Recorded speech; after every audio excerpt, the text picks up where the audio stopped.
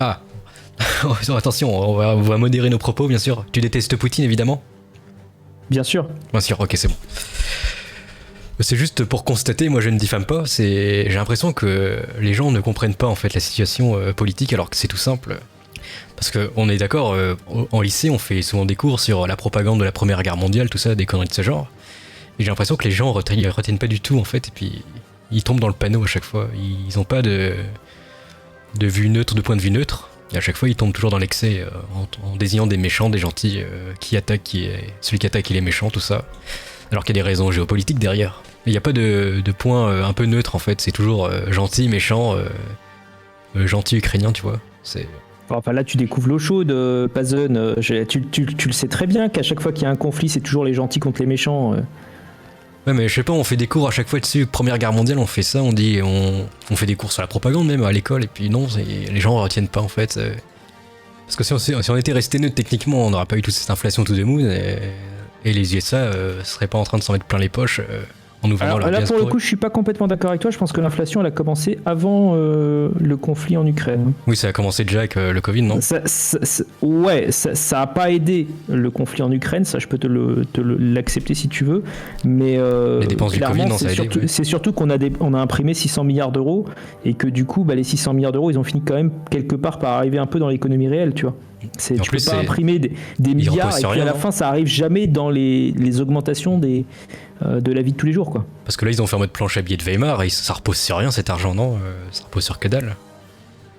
Bah, je sais pas, ça repose sur la confiance que t'as dans la solidité financière de la France, tu vois. Moi, je ne diffame pas, mais j'ai l'impression que chez toi, elle n'est pas très élevée, cette confiance. Je sais pas, mais là, l'euro, on dirait un peu un shitcoin, tu vois. Ça monte, ça descend, on sait pas trop. Bah, alors, là, ces derniers temps, ça descend plus que ça ne monte, en fait. Actuellement, je crois qu'on est revenu à peu près à 1 euro égale 1,05... non, pardon. Oui, si, c'est ça. 1 euro égale 1,05 $, je crois. Ce qui est un truc qu'on n'a pas vu depuis assez longtemps, en fait. Mais figure-toi que moi je suis content parce que les youtubeurs, plus le taux il est proche du taux dollar, mieux c'est, tu vois, quand t'es payé en dollars. Ouais, enfin, quand t'as 5% d'inflation, je t'avouerais que de toute façon, tu te fais rattraper par la patrouille autrement, tu vois.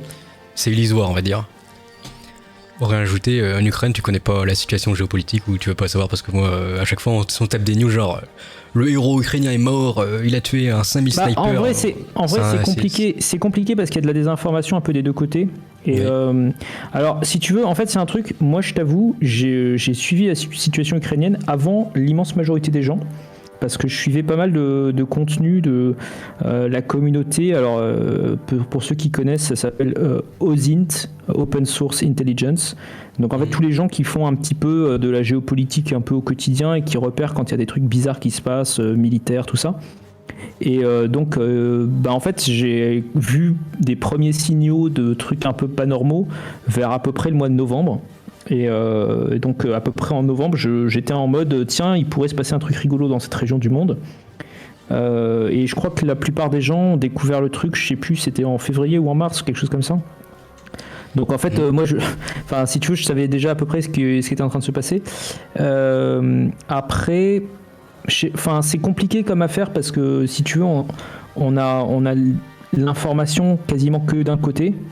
Je sais pas du tout ce qui se dit côté russe aux gens. En fait, je sais pas si on leur dit c'est une grande victoire, on avance à toute vitesse. Poutine, c'est le monstre, Poutine. Tout le monde se rebelle en Russie d'après la légende, tout le monde est contre lui. Il y a des tas de trucs en fait qui sont amusants parce que par exemple, il y a beaucoup de pays de l'ouest de l'Europe qui se sont marrés à envoyer des équipements militaires, des missiles, des trucs. L'artillerie française, là, César, j'ai vu récemment, là. Ouais, mais alors attends, ça c'est des trucs à peu près corrects. Le truc, c'est qu'en fait, par exemple, il y a les Allemands qui ont envoyé des missiles anti-aériens, des Strela, je sais plus quelle génération. C'est vieux, ça, non? C'était des trucs des années 60 Strela, qui étaient faits pour shooter des avions à hélice, en fait. Oui, ça date de Black Ops, je m'en souviens. Non, mais ça date de Mathusalem, enfin, c'est hyper vieux. Ils sont pourris, ils sont pas adaptés aux besoins qu'ils ont, parce qu'en fait aujourd'hui t'as pas, oui c'est ce genre de truc, t'as pas tellement d'avions à hélice qui traînent dans le ciel en Ukraine, bizarrement. Et en plus, il se trouve que les Allemands, en fait, n'avaient plus le droit de les utiliser parce qu'ils étaient considérés comme étant dangereux depuis les années 2000, tu vois. Parce que, en fait, tu peux pas stocker des trucs comme ça pendant 40 ans et les sortir de leur tube et ça y est, ils marchent nickel, tu vois. T'es quand même obligé de les entretenir un minimum. Donc en fait les gars ont vraiment fait genre l'Allemagne va soutenir l'Ukraine et tout, alors qu'en fait ils leur ont envoyé des trucs pourris qu'ils auraient jamais pu utiliser, tu vois. On vide les stocks, c'est ça. Ouais mais attends, j'ai l'impression qu'à peu près tous les pays européens font ça en fait. Genre tu regardes, tout le monde essaie d'envoyer des vieux machins, alors il y en a c'est des vieux tanks, il y en a c'est des vieux avions, il y en a c'est des vieux missiles, mais en vrai quasiment tout le monde a fait ça.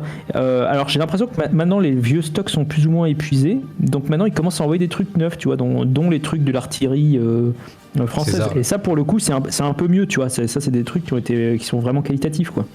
Mais c'est pas du tout, enfin c'est les trucs qui défilent sur le 14 juillet en général. Disons qu'au moins ça tire et ça a une bonne précision, tu vois, c'est pas un vieux machin qui a été mis dans un coffre pendant 50 ans. T'as les ricains qui envoient les javelins après aussi, donc ça passe. Ouais, alors ça c'est pareil, c'est un truc marrant, je sais pas si t'as trop suivi en fait le délire des javelins, c'est qu'ils attaquent les tanks par le toit. Oui, parce que le blindage est plus faible, ouais. C'est un blindage qui est plus faible, mais alors du coup les Russes ils ont essayé d'un truc, ils ont essayé de faire des tourelles par-dessus les tanks pour que en fait il y a un petit chapeau sur le tank et que du coup le javelin il pète au-dessus du tank en fait, il pète pas sur le tank. Ça s'appelle pas blindage réactif par exemple, un truc comme ça Non, ça c'est les trucs que tu mets sur les côtés. Je sais que les Allemands. Là je te parle d'un truc, si tu veux, les mecs sur le terrain, quand ils ont vu qu'ils se faisaient shooter à chaque fois par le dessus, ils ont fini par faire un petit bricolage à l'arrache pour éviter de se manger un énorme obus, tu vois. Des fois les Allemands ils faisaient ça, ils mettaient des grosses plaques en acier ou même des troncs d'arbres pour comme ça l'obus tape dedans et ça réagit pas, ça explose le tronc d'arbre à la place. Ça encaisse beaucoup mieux. Je sais pas si je peux trouver les images. Après, au niveau géopolitique, enfin moi, là où je saurais pas te dire si qui est techniquement dans son bon droit, qui n'est pas dans son bon droit. T'as des populations qui sont un peu un mix en fait entre des populations russophones, russophiles, etc. Donc fixer précisément les frontières de l'Ukraine et tout, c'est pas forcément évident. Et je pense que les deux côtés ont des bons points en fait. C'est-à-dire que quelque part, normalement, tu t'agresses pas un pays et tu te pointes pas dans un autre pays. Sauf que je pense que du point de vue russe, ils considèrent eux que les frontières sont mal positionnées, tu vois. Ouais. Donc en fait, tu t'arriveras jamais à les mettre d'accord. Tu vois, à ce rythme-là, on est parti pour des conflits. Je sais pas non plus. La vraie question intéressante pour moi, c'est presque est-ce que derrière, il envisagerait peut-être d'aller dans d'autres pays plus à l'ouest, tu vois. Ça pourrait être une vraie question intéressante, mais je pense qu'on n'aura pas la réponse avant un certain temps. Ouais, toi, tu penses que c'est le début d'une grande conquête vers l'ouest ou tu penses que ça s'arrête en Ukraine? Je pense pas, il a déjà, t'as vu comment il galère déjà en Ukraine. Tu penses qu'il a les moyens logistiques de pousser jusqu'en France, jusqu'à Brest? Je pense pas. J'ai pas dit qu'il allait jusqu'à Brest, mais si tu veux, si en gros il fait une opération comme ça, il récupère la moitié d'un pays, il attend 3 ans le temps de reconstituer ses stocks, sa logistique, ses machins, il refait pareil, etc. Ça peut. Ça pourrait, tu vois. Enfin. Il faudra qu'il y ait une mobilisation totale après, parce qu'en partiel ça passera pas, je pense. Ouais, mais si tu veux, en quelque part, plus le temps passe et moins les sanctions européennes, etc. ont de l'effet. Genre, en même temps, les sanctions, c'est se tirer des balles dans le pied à chaque fois. C'est on va arrêter de prendre votre gaz. Après, qu'est-ce qui se passe? On est dans la merde. Donc, c'est un peu con, quoi.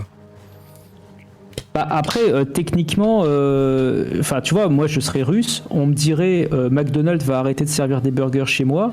Tu vois, ça me ferait réfléchir et je me dirais que le méchant Poutine est vraiment très méchant et que vraiment il fait des trucs pas bien, tu vois. Je sais pas comment toi tu réfléchirais en tant que russe, mais je pense que ce genre de sanctions, ça fonctionne très très bien en tout cas. Oui. Non, c'était juste une blague. J'ai vu passer dans le chat un commentaire qui dit est-ce que tu penses qu'il veut reconstituer l'URSS? Franchement, je vous invite à écouter le discours qu'il avait fait. Il avait fait un discours de genre 45 minutes à peu près, pour expliquer la démarche de l'opération spéciale en Ukraine et tout ça. Et assez clairement, moi, de la manière dont j'ai compris, son but, c'est effectivement il considère que les frontières de l'URSS étaient des frontières à peu près naturelles pour l'Empire soviétique, et j'ai l'impression que son but, c'est plus ou moins de retrouver les frontières qu'il y avait à l'époque de l'URSS, quoi. Années 80 ou quelque chose comme ça. Ouais, c'est de galère par contre. Bah, ça dépend s'il en fait prout, quoi.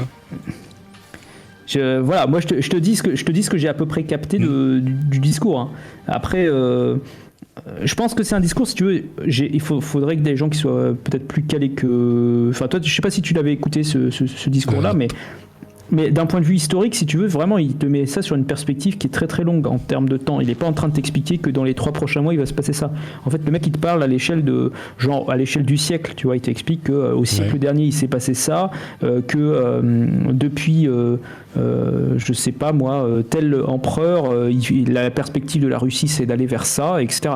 Donc, c'est pas du tout la même logique que ce que les gens ont en tête. C'est-à-dire, c'est pas juste un petit coup en mode, vas-y, sur 2 mois, on va aller un petit peu taquiner l'OTAN et on va voir ce qui se passe, quoi. Là, le gars, il te parle à l'échelle des siècles. Donc, Parce que moi, je verrais plutôt une vision de sécuriser justement les pays pour avoir une sorte de bouclier, quoi. Comme ça, l'OTAN ferait plus chier. Parce que du coup, si l'Ukraine passe du côté OTAN, bah, du coup, ils sont directement menacés, en fait, la Russie. Moi, je vois plutôt ça comme ça, en soft. Ouais, après, je sais pas, regarde, t'as aussi des pays qui ont basculé dans l'autre sens. Je sais plus, je crois que c'est la Finlande qui s'est rapprochée de l'OTAN. Ouais, apparemment. Finlande, Suède, je crois. Donc, je sais pas si c'était... Enfin, tu vois, si c'était vraiment ça l'objectif, je sais pas si c'est vraiment une réussite, en fait.